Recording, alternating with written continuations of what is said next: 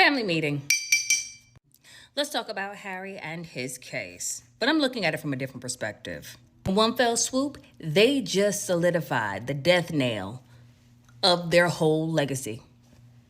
Because he is the legacy of not only Diana, because he is the embodiment of Diana, but he is also the legacy of King Charles and how he allowed his son to be mistreated. Remember I said the world was watching how you treated Harry, Meghan, and his wife? They're watching what you just allowed happen to your own son. And how are you going to have Commonwealth events talking about the unity and legacy, and you basically did this to your son? Well, the majority is saying, then what will you do to us? Didn't I tell you that was going to happen? Also, remember I said the game is whoever reminds the world more of her, Princess Diana, their mother, wins.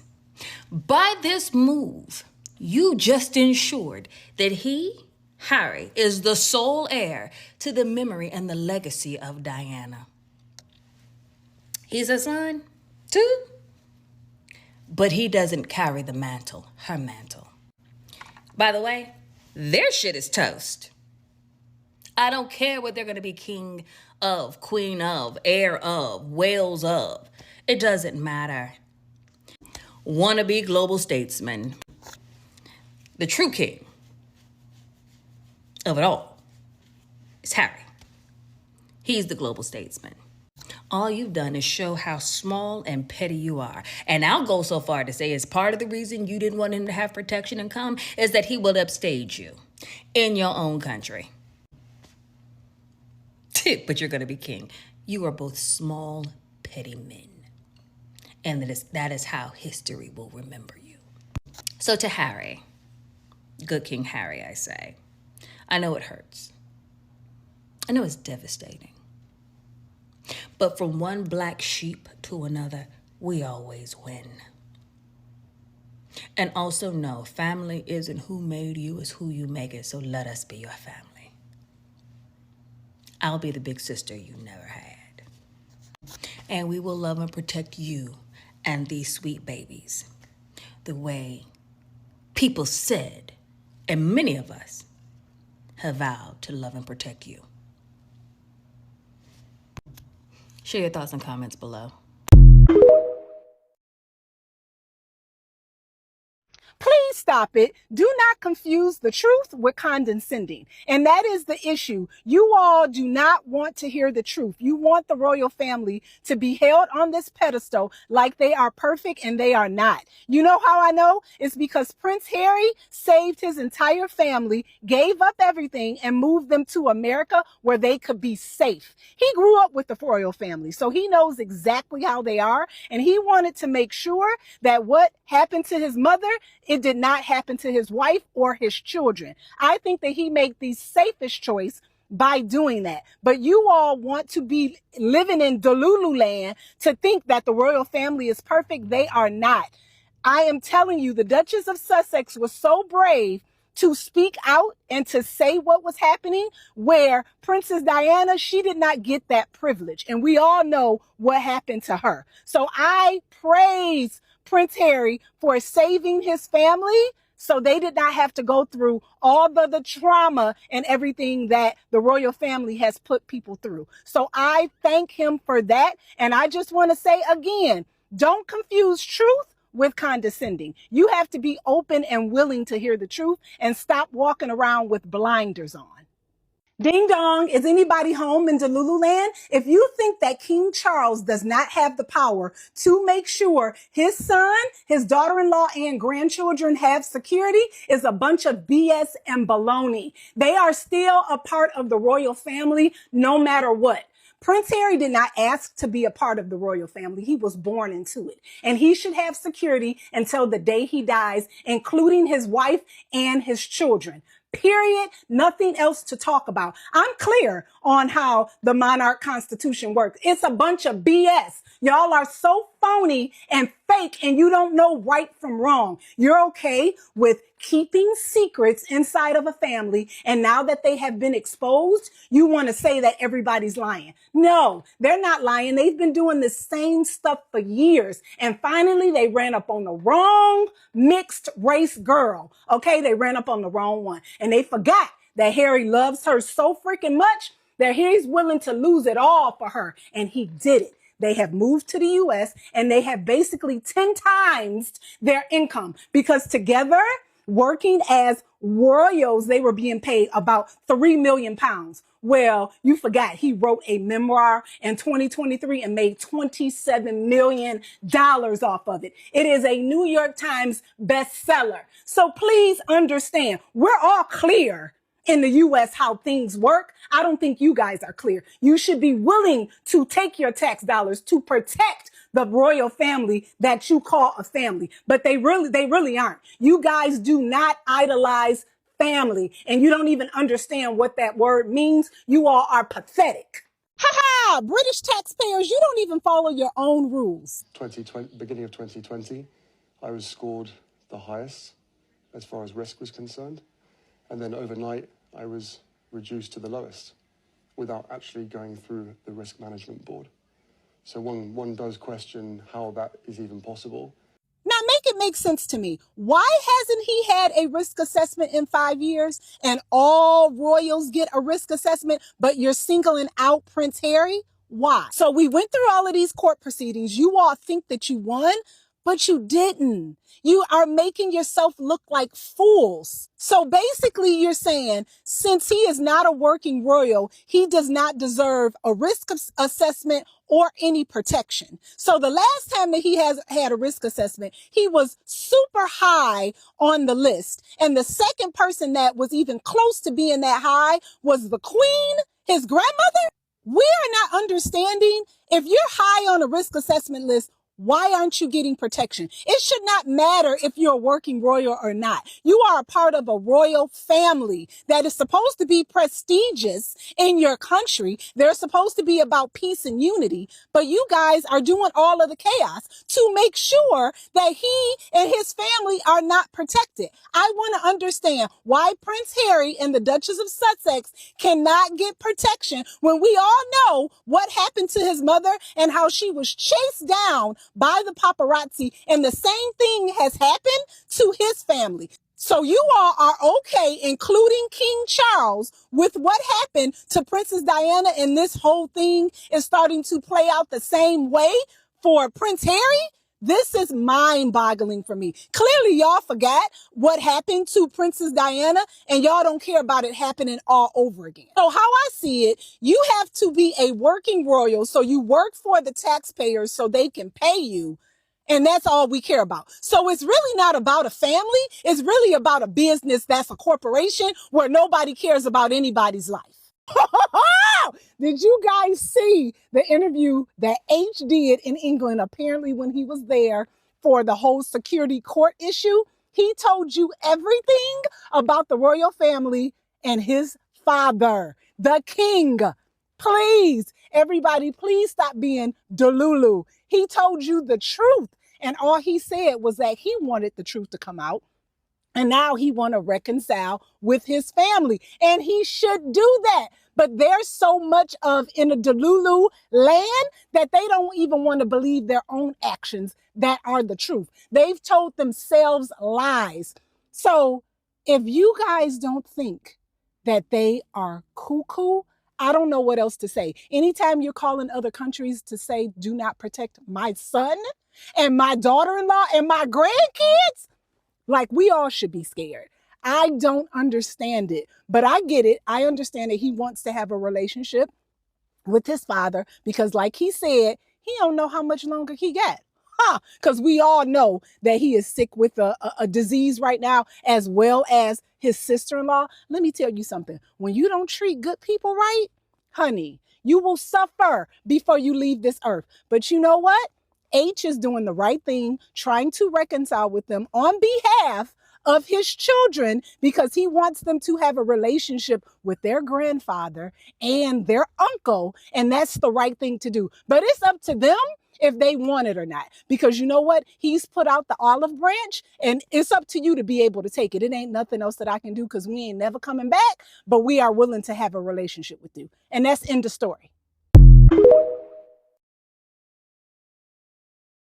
Morning friends, happy Monday. It's a bank holiday in the UK today, so there's no work. Yay, it's a bank holiday. It's called VE Day, celebrating the end of World War II in the UK. So everyone's happy, although the weather is pretty shocking. But there you go, typical for the UK. Get to the point, Martin. Ooh, Rebecca English is revealing the latest explosive details around Harry's interview.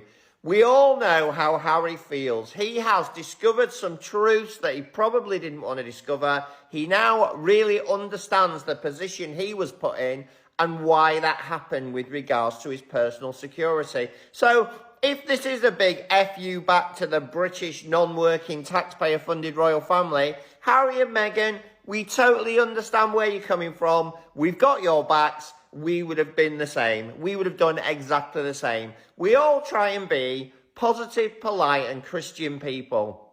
Sometimes you have to send a hidden message to say, we're going to be all right. You did your best to destroy us, but we're going to be fine. Thank you very much. And this is exactly what Meghan's done in this photograph. And good on her too. Have a brilliant bank holiday. Have a brilliant day if you're working. Comments are open as ever. Let me know what you think. Morning friends, happy Sunday. And could the Ravens finally be leaving the Tower of London? If you didn't know, legend has it that when the Ravens leave the Tower of London, the British royal family is doomed. The royal family is over. And yes, it's myth, legend, history, whatever what you want to call it. But Harry's broadside bombshell interview simply exposing what the royal family really are, what the people in the royal family are really like, what drives them. This could be the start of change in 2025 and 2026. And boy, do the non-working taxpayer-funded royal family know it, because the press offensive is in full throttle today on the Sunday, post Friday and Saturday Harry interviews, trying to make Harry out like some deranged, bitter, twisted lunatic. He's not. He's made a statement on the video and in writing explaining the truth. And I will tell you, most British sane taxpayers know that Harry is telling the truth. Most people, even royalists, are waking up to an epiphany of the truth. It's as simple as that. Harry speaks. He's clear, straightforward, no misdirection, no dishonesty. He's explained clearly what's happened in a calm way, and people are waking up to what that family is really like. I said when Harry and Meghan left, it was over. Went for the royal family. I was wrong. When Harry and Meg started earning their own money and doing so much good and working hard, I said it's over. The royal family won't recover from this. And I was wrong. This could be the tipping point. Comments are open as ever. Let me know what you think. So there were an awful lot of people who wanted Diana and her Muslim lover dead. It's weird that at a time when you know the establishment can think of nothing worse than Dodi Fayed, son of Mohammed, marrying and possibly impregnating Diana, that she's conducting a major international offensive against landmines with all the crippling economic problems that would bring for the British establishment again. And America. And America. If you add all these to the mix, then if you were ever going to do something dodgy to Diana, that's the time you would do it. She'd become trouble, as she used to say to me. You were in charge of royal protection. How would you characterise the threats that Meghan and Harry received? Well, disgusting and very real. I've talked publicly for many years about the threat of extreme right-wing terrorism in this country. I've often been misquoted as taking my eye off the ball, as though I think that that was the biggest threat. I've never called it the biggest threat, but it was the fastest growing. And my wonderful friend and counterpart at MI5 will tell you exactly the same thing, that when I started in CT in 2015... Counterterrorism, it was about 6% of our total workload. Certainly when I left 15, 16 months ago, it was over 20%. of our workload. But there were many serious, credible threats against Meghan, were there, emanating from the far right in this country? Absolutely. If you'd seen the stuff that was written and you were receiving it, the kind of rhetoric that's online, if you don't know what I know, you would feel under threat all of the time. So you were convinced that there was a genuine threat to Meghan's life on on more than one occasion, on several occasions? We had teams investigating it. People have been prosecuted for those threats.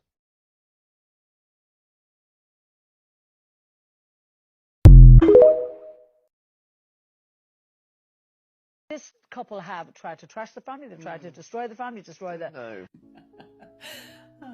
Listen, Carol, if the shit Andrew has pulled and gotten away with didn't destroy the royal family, I think Harry and Meghan are going to be okay. Rest of it, and I have to say, my personal opinion, I think yes, they did intend to at least seriously injure or kill her. And it's not just about the fact that was she pregnant, wasn't she, we'll never know because they embalmed her against all French law so quickly. And all the other speculative things you see in the press. It's also the fact that it was reported that she was being a great success in the landmine campaign that she was running. Yes. But also she was about to go into campaigning on the behalf of the Palestinians. Now, you can imagine someone of Princess Diana's profile doing that. They would not have tolerated it. They could not have dealt with that. So I think that's why she was taken out. Random facts from Prince Charles's semi-authorized 1994 book, The Prince of Wales. This concerns his relationship with his mom and dad. Much has been said about their relationship, that the parents were distant, that Philip and Charles didn't really get along, and that is really backed up in this book, and I think it explains a lot of why Charles is the way he is today, liking positive feedback and affection and warmth. Basically, it says that the Prince Charles was frequently subdued and withdrawn, serious to the point of solemnity. To friends and relatives, it was also clear that the Duke of Edinburgh found this demeanor irksome. He goes on to say that Philip was quick to rebuke his son, in public no less than in private, for inconsequential errors. He often seemed intent not merely on correcting the prince, but even mocking him as well. Later it says that one friend says Charles was frightened of him. Pretty sad. Stay tuned for more. Very sad, I think, for Archie. You also have to remember that the king himself, and we all seem to forget, he did the Dimbleby interview, he did the Dimbleby book. He pretty much, I remember the time very much at the time that the Duke of Edinburgh was furious about what was said about him. And so this isn't, what Harry has done. We all sit in a modern way with Netflix and all that was available to him. Is it that different from the Dimbleby documentary and the Dimbleby book, in where the king actually, as Prince of Wales, was very critical of his mum and dad, and his schooling, to the degree that Princess Anne, disagreed with him and went in the defence. So, you can see it from other point of view. Now, after the trailer for the final, was saying that since then, the Harry and Meghan, the Duke and Duchess of Montecito, have done nothing but flog their own family secrets. They've alienated themselves from their families. They've exploited their royal connections, and they've pursued money and fame and publicity. What about the memoir, Spare, was unforgivable. Well, let's put that to Ellen. Intrusion into their private lives. If you're speaking about memoirs, I think everybody in this country has amnesia, because King Charles himself wrote a memoir in 1994 where he absolutely slated Queen Elizabeth and and Philip. He basically said that Philip was a bully, and that his mother was cold, and that she was more interested in work than having a relationship with him. So at the time, there was polls run in the tabloids, and they were asking, is Charles fit to be king? And everyone said a resounding absolutely not. Strip him of his titles. He should never be monarch. So the apple doesn't fall far from the tree. Of course, Harry can write. The only difference is Harry stood down as a senior member of the royal family before he released his book, whereas Charles was actually still a very strong senior member of the royal family, and he's now king.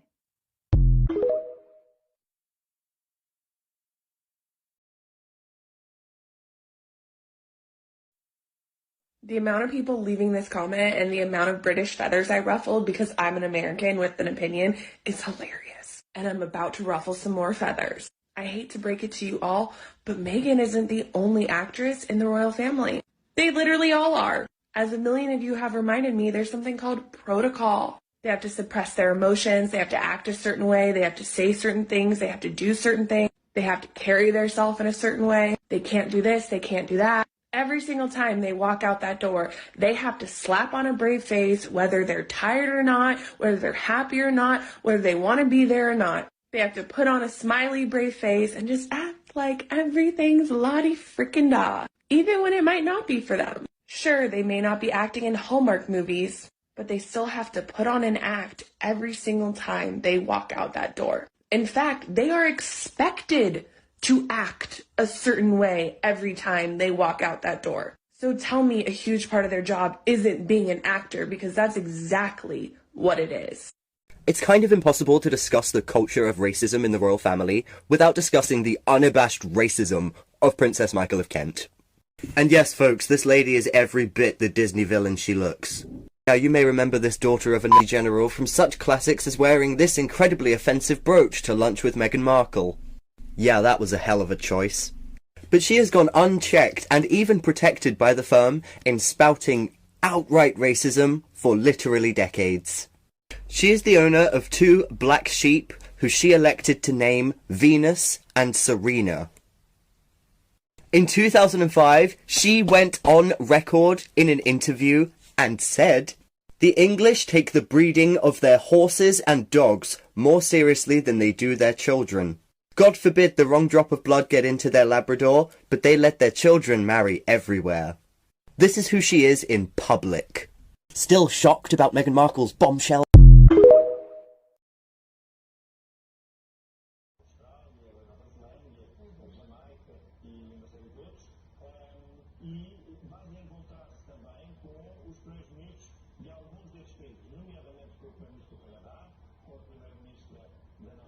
He is in Kenya. It's a significant state visit. Do you think he enjoys these occasions? Is he enjoying his new job as king? I fear not. I mean, he never liked going to Africa. He was forced to go to Africa shortly before he became king because he neglected the Commonwealth. He liked going to the white Commonwealth countries. He liked going a lot to India, but he avoided Africa if he could. But Why? Well, he just didn't find it culturally very interesting, whereas he was very interested in the culture of India. And the real truth is, Camilla doesn't like travelling long distances. I think he does find it very difficult now. He doesn't look as if he's enjoying the job, having waited so long for it. But in the end, you see, the Commonwealth will fall apart unless he works hard at it.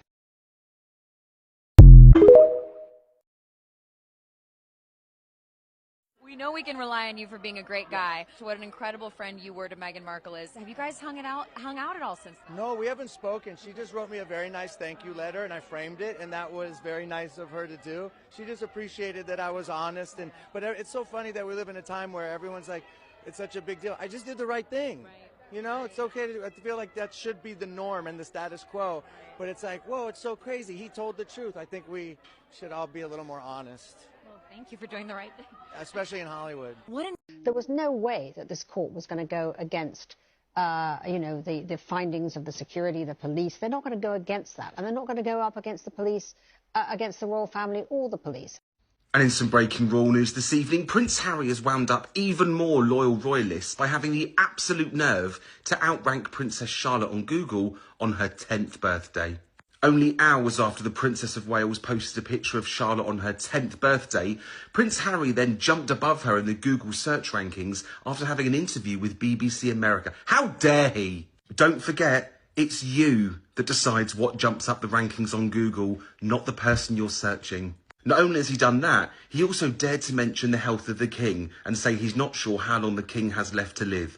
Utter treason. Meanwhile, his brother, Prince William, the next in line to the throne, is already planning what to do to get his revenge when he becomes king. Only when his dad dies. That also sounds treasonous. Rather than use this as a lesson for his young 10-year-old princess daughter and say, you know what, darling, the internet's not everything, there's a real world out there, he's used his time instead speaking to experts about how he can swerve the law and strip his brother and his wife of their titles. Little message for William, it's a constitutional monarchy. You literally are a ceremonial king. You wear a crown and you ride around in a gold coach. This is not the 1500s, mate.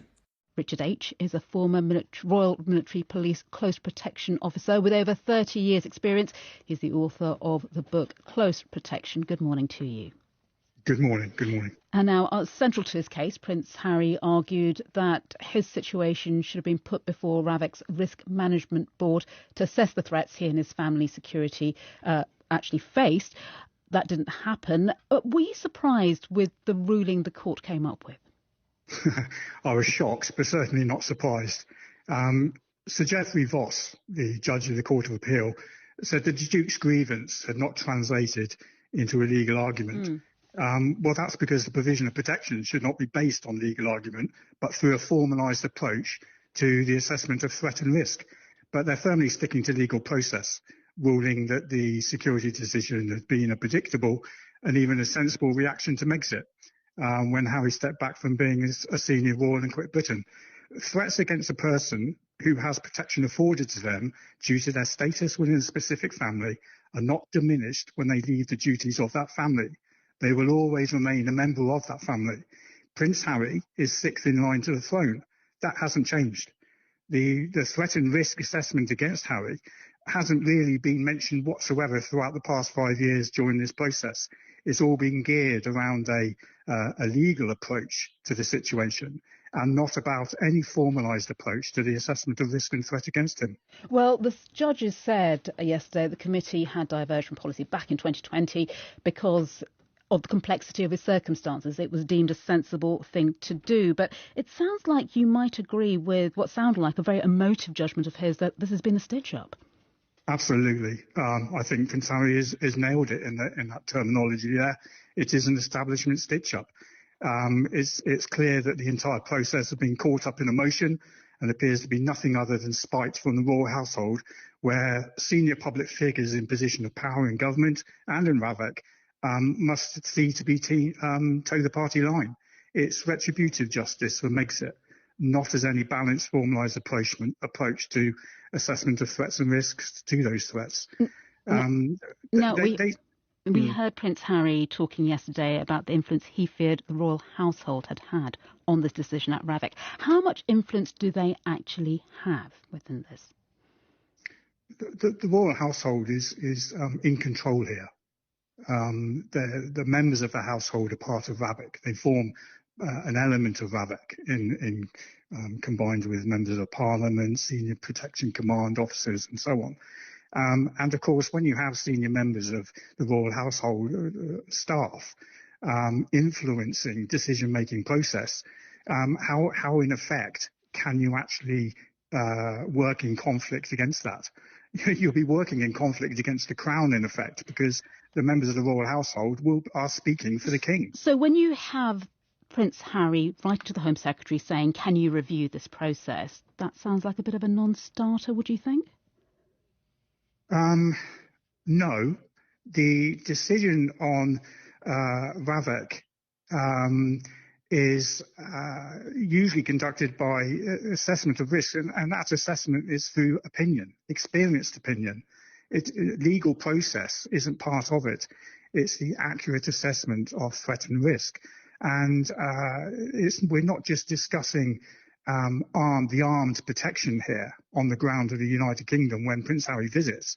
We are talking a whole host of security measures that work in the background. Yeah, a whole host of diverse intelligence flows and so on. Just to make it clear, though, there are some circumstances under which he would still qualify for protection in this country. That's right, isn't it? Yes, it is. I mean, RAVEC will say it's conducted on a case-by-case basis. However, in reality, after the judge's ruling, Prince Harry will not receive police protection as a default setting. The only instance that he will receive police protection would be if he is co-located at a royal function, for example, where other members of the royal family are present who are receiving police protection at the time, and he will become within that VIP group. So in effect, as a default setting within that specific instance, he will receive police protection. Okay, if Richard an attack goes in. We're going to have to leave it there. Thank you. Do not let these people scam you. This is all a racket, that you don't belong, that they're smarter, that they work harder, that they know more, that they deserve this more than you do. It's just not true. I grew up, fortunately in a predominantly black neighborhood after white flight happened. Everyone assumed I was smart. right? I grew up as the salutatorian in my grammar school. I went to a top high school. I had the fortune of growing up in a validating Black environment.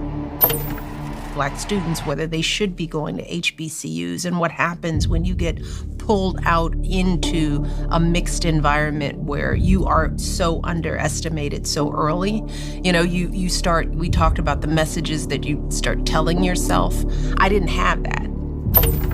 My mentors, my teachers, the coaches, my dance teachers, they were all people who, if I made a mistake or if they doubted me, it was not because of my race, it was because I disappointed somebody in some other way.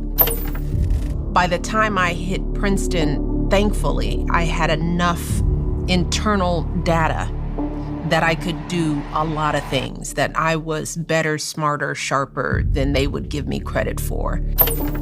When I walked onto Princeton's campus as an undergrad, feeling a little intimidated because it was an Ivy League school and I wasn't a great test taker, although I was an outstanding student. I wasn't a good standardized test taker. All those numbers said that I shouldn't do well at Princeton. So I came in as an affirmative action kid, sort of feeling like maybe I don't belong in these ivory towers, and maybe these kids coming from these other schools are really so much smarter and better than I am. And I looked around and I was like, oh my God, well, there's all kinds of affirmative action that never talk about. There's wealth and legacy.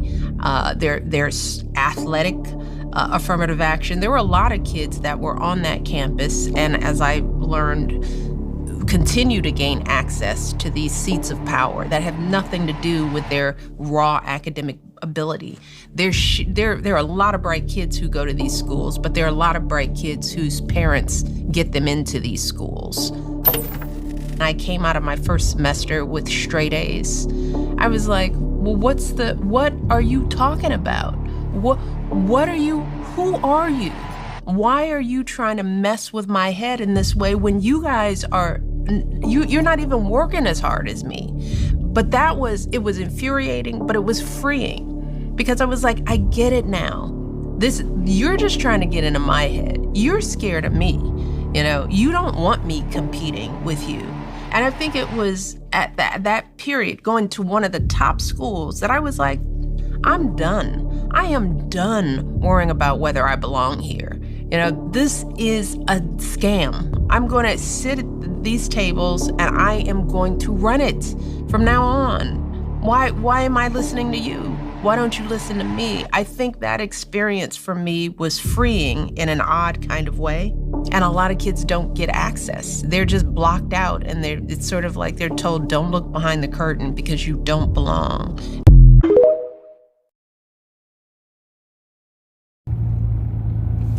Now there is a record that he requested all the security. He said he was going to pay for the security, and they said no. And y'all remember a few weeks ago?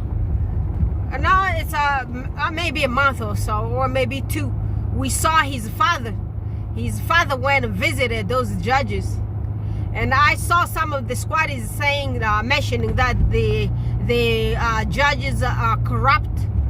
I do not think they are really corrupt, because the person who really makes the law in that country, y'all guys tell us that this monarchy is apolitic. It doesn't do politics.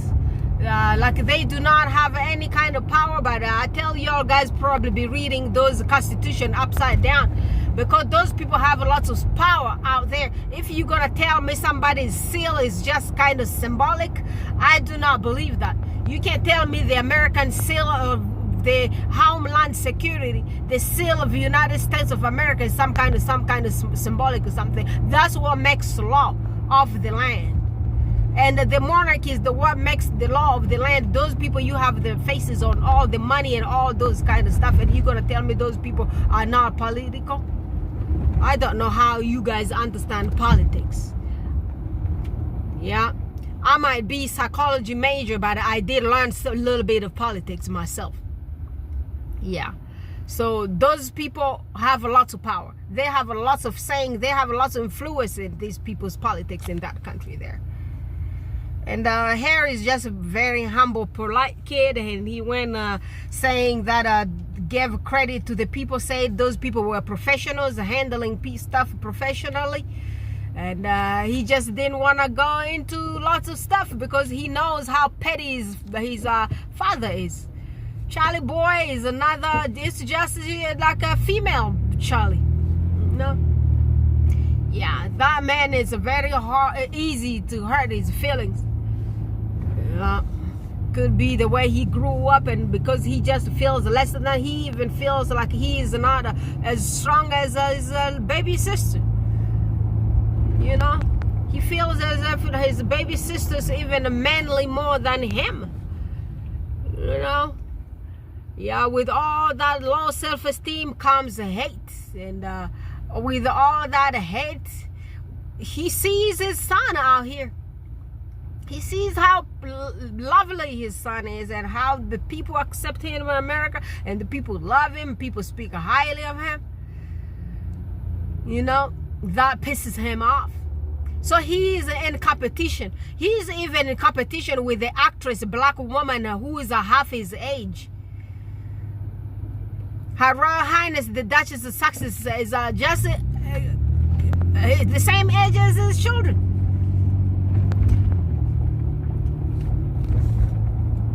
And isn't of his caliber. He is the king. She is an actress from Hollywood. Well, but I'm wrong. You know, those actresses have more popularity than some of those people. Some of those boring, some sausage fingers, some kind of some of those. Yeah, I believe John Travolta is very popular than that dude. Yeah, I remember Princess Diana said that guy wasn't a king material.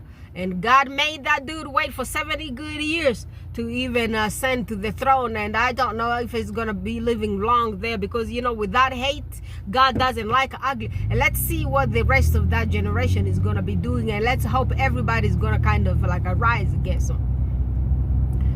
Yep. Yep. These people are on welfare.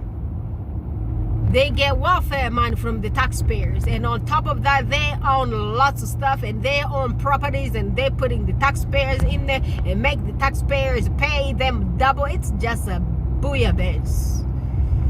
The fish soup from France. Yes, it is. Shoot. Well, we got everything out here. And did y'all guys see the Governor Newsom?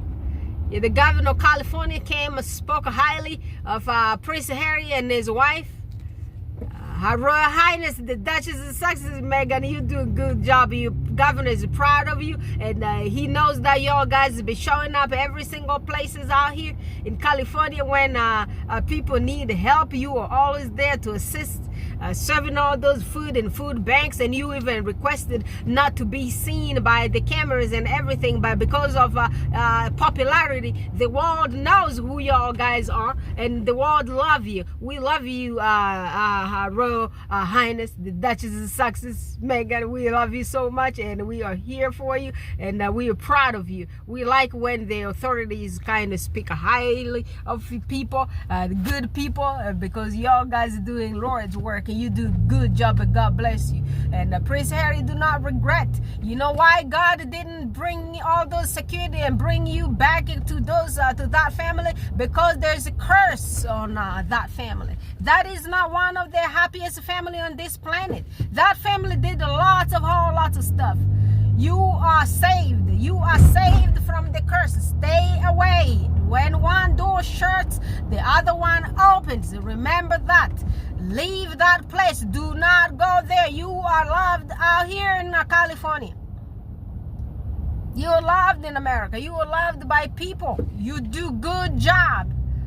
The world ain't got nothing against you. And now the world knows who your daddy really is.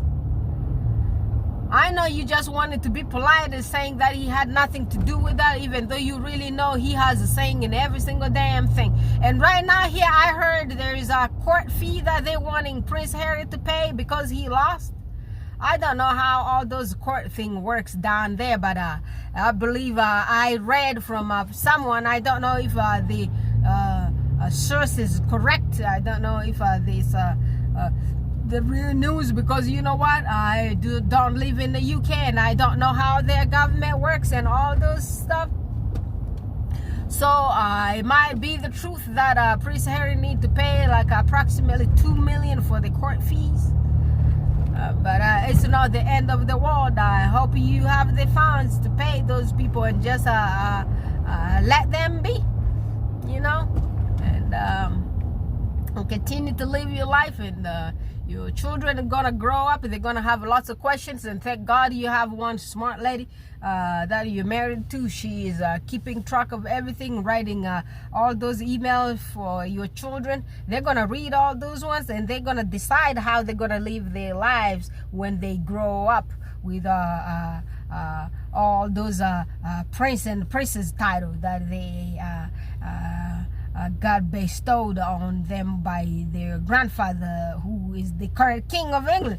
So yeah, it is what it is. Now guys, this road doesn't really look too good. I'm gonna try to focus on the road, okay? I'm just gonna film the thing here. I'm gonna be quiet and just continue the filming, so y'all guys could see how the construction is going on around this downtown Denver, Colorado. We can't even drive freely, you know. Yes, we can't even drive freely. I tell you, the roads are upside down, okay? So guys, remember to go to Isabella Back's channel. Remember what she told you guys. She could start putting everything together with the non-profit there that does help the people who are vulnerable from all those terrible racism and all those kind of stuff. What is it? Oh, the road's blocked. You want to tell me that these roads are closed? This way is closed. What is it? Is it for Cinco de Mayo? What is that Cinco de Mayo? What in the hell is this? Okay, so the road is closed. I need to take a detour. I need to go that way. One side, one way, this way. And then I'm gonna look for a way down there. Man, I'm gonna go back up to Lincoln. I guess some people gonna have a Cinco de Mayo. That's why they have all this thing going on here. So let's see if I'm gonna be able to film, or I'm gonna just put my camera, turn my camera off. No, there is a way. There is a way. I'm going back to 16th Avenue. 16th Avenue. Okay, so this is 16th Avenue and this is Sherman. No, turn on red. And so let's go to Grant.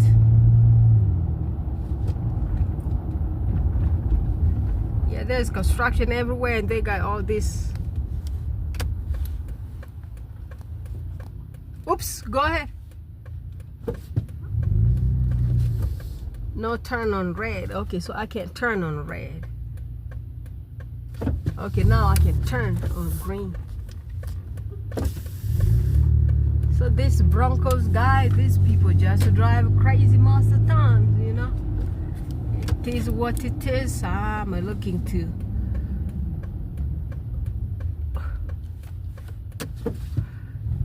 So yes, guys, please go to Isabella Beck's channel and subscribe, and also go to my brother Baron channel and subscribe, and go to all these sexy friendly channels. Share our videos. Please drop comments down here below. Click the little like button there, and also share my videos. Okay, I'll talk to you guys again tomorrow. Bye for now.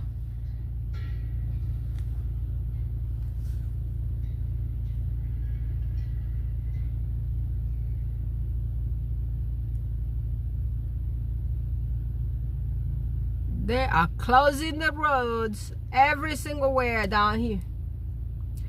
So I believe it's probably because we're gonna have the Cinco de Mayo. When is it? What's the date today? I don't even know. So I believe it's gonna be Cinco de Mayo in a few minutes. That's what happens on that Broadway of ours when it's shut that way.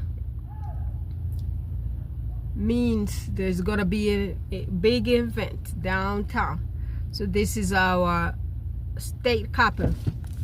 So this is the state capital of Colorado. Right here, I don't know if you can really see it good. Yep, this is where our governor's office is. I've been in that place there when we used to have a governor whose name was Bill Ritter. That used to be a governor when I was a young person here in Colorado. So he called us from my university. We went there. We went to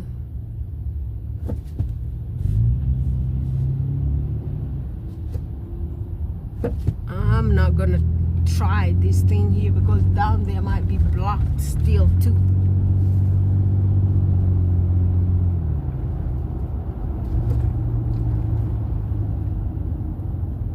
Yeah,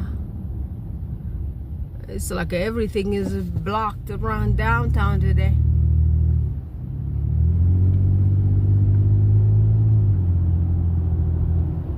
Everything is blocked around. I'm gonna drive a little bit farther to the First Avenue.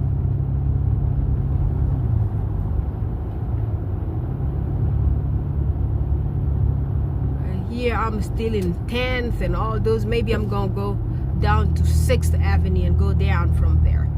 I'm hoping this road is not cut off somewhere there. I don't know. I just have faith right here, I tell you that. So, or maybe take this 8. Yeah, let me just take 8. I'm not gonna risk, because you know some of those roads, they kind of twisted. No. Let me just continue. Let me see if I can do the 6. Does 6 go down? Yes. So one side of the 6 goes down. Well, but that place there, when I used to be in college, that place, I used to get ticket all the time around that place. They have some bad news camera around that place there. I don't like it. I don't like all those cameras and stuff. Yeah, I need to focus. That's what I need to do. Because I tell you, these cameras be bad news around here. So that 6th Avenue actually goes up. I thought 6th Avenue, the 8th Avenue goes down and the 6th goes up. But there's bad news camera around this corner. It's really bad. Bye, people.